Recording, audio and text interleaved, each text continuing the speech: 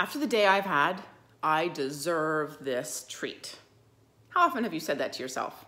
How often have you rationalized a not so great food choice by saying, I deserve it? I can speak about this because this is something I used to do all the time. My name is Sarah Best and I'm a nutritionist, but many people like to joke that I'm the nutritionist that never talks about food. And that's because my work is not so much about teaching you what you should eat and what you shouldn't eat. I feel like you already know that. But my approach is really about helping you understand why it's so hard to stay consistent with the healthy choices we want to make, and how you can actually start to reprogram and rewire the way your brain thinks about food so that making the healthy choices starts to feel a whole lot easier. This I deserve it trap is something that, like I said, I fell into for years. Probably every night I would do this, and it's something that I see again and again in my students and my clients. And part of it is from the fact that we set up this story in our minds where the healthy choice is something we should do, and the not so healthy choice is would be a treat or something that we get to have. And this approach is problematic because your brain is wired to avoid pain and seek pleasure. It's just the way we're wired, and there's no changing that.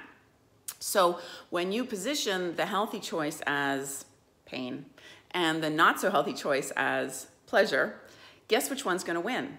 You're basically ensuring that you always end up making the not so great choice eventually. So we have to change that if we want to get into a place where we can make these healthy choices consistently and where it starts to feel normal and like autopilot and like just our natural default.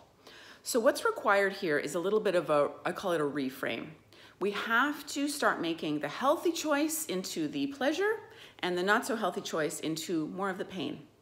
So one way you can do that when we're getting into that sort of I deserve it trap that I talk about, two things.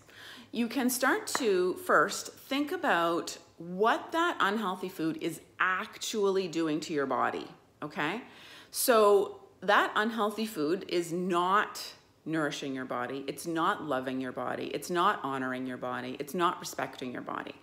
It's probably, if it's a high sugar, high processed food, it's probably sending your body into an emergency state. It's spiking your blood sugar, It's probably creating an inflammatory effect in your body. It's probably sucking away your energy. I want you to really start painting this picture in your mind of what that food is actually doing to your body, right? It is not a treat. It is actually almost like a poison. And the more you can think about it that way, the more you can position it in your mind, not as something, a treat to be desired, which is something your brain is always going to want, but instead a punishment, almost something that you would be doing to hurt your body. And this might sound a little harsh, but it's actually a great way to start working with your brain's natural wiring to take advantage of the fact that your brain, again, is always going to be wired to avoid pain and seek pleasure. So I would love for you to think about that. You can even sit down and write out a list. Just brainstorm some of the ways that these sort of junky, not so great, empty calories, high sugar, high processed, high not good fats, how these foods are actually affecting your body, what they're actually doing to you. And that can start to reframe the way your brain thinks about those foods. Okay, so that's step one.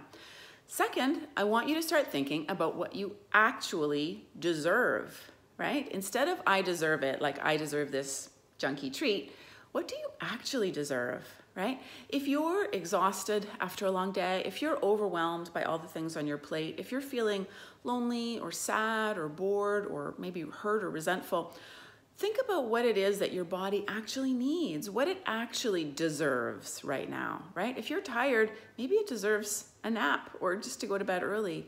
If you're feeling anxious or overwhelmed or stressed, maybe what it deserves is just some deep breathing, some stretching, some yoga, a bubble bath, a good talk with a good friend, maybe some journaling, maybe cuddling with your pet on the couch, maybe watching a good movie, maybe having a good laugh.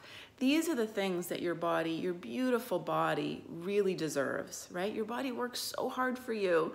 It works so hard for you, and when it's tired or when it's not feeling very good, what it deserves is your love and your attention and your time, and to to take the time to do the behaviors and the techniques and the tips and the routines that are actually going to make it feel better. That's what you truly deserve, right? So when you feel yourself falling into this "I deserve it" trap, and again, let me tell you, boy, do I know. I used to get through my busy, crazy days at work by anticipating the treat I was gonna have at night because I felt like I deserve it. But that doesn't get us closer to our goals, right? That doesn't help us stay consistent with healthy eating. All that does is end up sabotaging all of our best efforts to stay on track. So instead, I would love for you to think about doing this reframe and think about how you can start to change the ideas you have about what your body deserves, right? Think about how that quote unquote treat is actually affecting your body, and then think about what it is that your body actually deserves. Okay, so change what it means to say that you deserve a treat. Change what a treat means and see if that has an impact on getting out of this "I deserve it" habit and pattern that can be so sabotaging when we're trying to make better choices and stay on track. I hope this was really helpful for you. I would love to hear how it works. If you give it a try, let me know. And if you have any questions, please reach out. Don't hesitate. I can't wait to talk to you.